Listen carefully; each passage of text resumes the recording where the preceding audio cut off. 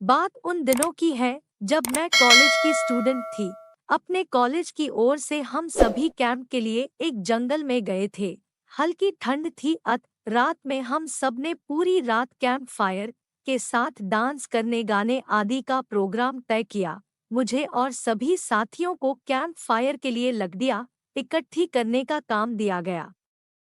मैं निकली तो सबके साथ ही, लेकिन जंगल के प्राकृतिक सौंदर्य में भटकती हुई अकेले बहुत दूर कहीं निकल गई। अचानक आसमान बादलों से भर गया और गरज के साथ बारिश होने लगी। बादलों के लगातार गरजने से पेड़ के नीचे खड़ी रहना मुश्किल था। आसपास किसी घर की तलाश में एक दिशा में भागने लगी।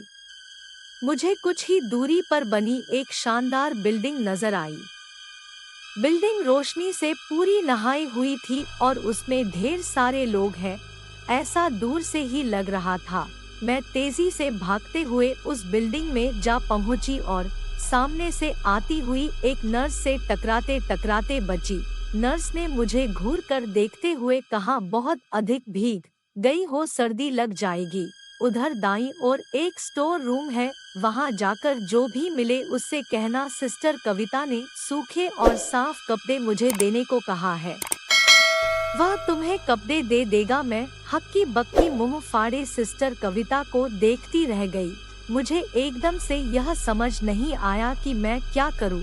मेरी स्थिति देखकर सिस्टर कविता खिलखिलाकर हंस पड़ी और बोली, पहले तो तुम अपना मुंह बंद करो वरना मुंह में मच्छर घुस जाएंगे। अब जाकर वैसा ही करो जैसा मैंने कहा है। मैंने हल्के से हाँ में सर हिला दिया और सिस्टर की बताई दिशा में जाने को मुड़ गई। अभी 10 कदम ही चली होगी कि मेरे कंधे पर किसी ने हाथ रखा। मैं चौंक कर पीछे मुड़ गई और अपने सामने आर्मी की वर्दी में एक युवक को खड़ा मुस्कुराता पाया। मेरे चेहरे पर आश्चर्य के बादल अपना घर बना चुके थे, जिसे देखते ही उस युवक को हंसी आ गई। उसने धीमे किंतु भारी स्वर में कहा, मैं कैप्टन राम हूँ और यह हमारे देश की आर्मी का हॉस्पिटल है। कैप्टन राम की बातों ने मुझे आश्वस्त किया। मैं धीरे धीरे सामान्य हो गई और मैंने कैप्टन राम को सिस्टर कविता की कही बातें बताई। सुनकर कैप्टन राम के चेहरे पर रहस्यमय मुस्कान फैल गई और वे बोले, तो सिस्टर कविता से भी मिल चुकी हो?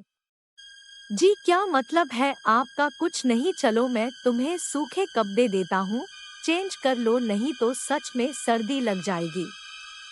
और मैं कैप्टन राम के पीछे पीछे एक बड़े से कमरे में पहुँच गई। कमरे के चारों ओर हरे रंग के पर्दे लगे हुए थे। एक और एक बड़ा सा बेड पड़ा हुआ था और उसके सामने एक सोफा था। बीच में एक टेबल था जिस पर 2 ग्लास, एक बड़ी बोतल ब्रांडी की और 1 या 2 पत्रिकाएं पड़ी हुई थी। कमरे के एक कोने में एक बड़ी सी अलमारी थी जिसमें से कैप्टन राम ने एक आसमानी रंग का कुर्ता पायजामा निकालकर मुझे दिया और कमरे से लगे बाथरूम की ओर इशारा किया। मैं बाथरूम से कपड़े चेंज कर जैसे ही निकलने लगी, मेरी नज़र बाथरूम की एक दीवार पर पड़ी। वह खून के छींटों से भरी हुई थी। यह देखकर मैं घबरा गई और जल्दी से बाहर निकलने को मुड़ी कि बाथरूम में लगे आईने में खुद को ही देखकर चौंक गई। आईने में मेरा पूरा शरीर तो नजर आ रहा था, लेकिन मेरे शरीर पर से मेरा सर गायब था।